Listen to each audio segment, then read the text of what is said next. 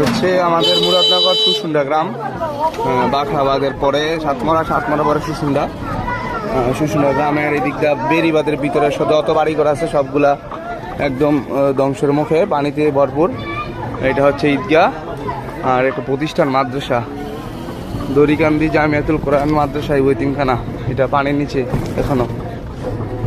তো সব মিলে দোয়া করবেন যেন আসলে বেরিবাদ না ভাঙে। বেরিবাদ ভেঙে গেলে আমাদের হয়তো আমাদের কুমিল্লা উত্তর জেলার সবগুলো গ্রামই আসলে আক্রান্ত হবে। তো মোটামুটি বিপদ সীমা এই চলতেছে পানি। আসলে বেরিবাদের উপরে কিছু কিছু অঞ্চলে নিচু ছিল বেরিবাদগুলো, ওই দিক দিয়ে পানি ছুঁই অবস্থা। অনেক বাইরে বাঁশ টাস নিয়ে রেডি রাখছে, বাঁশ নিয়ে রেডি আছে। আর এলাকার সকল যুবক পোলাপাইন অ্যালার্ট আছে আলহামদুলিল্লাহ।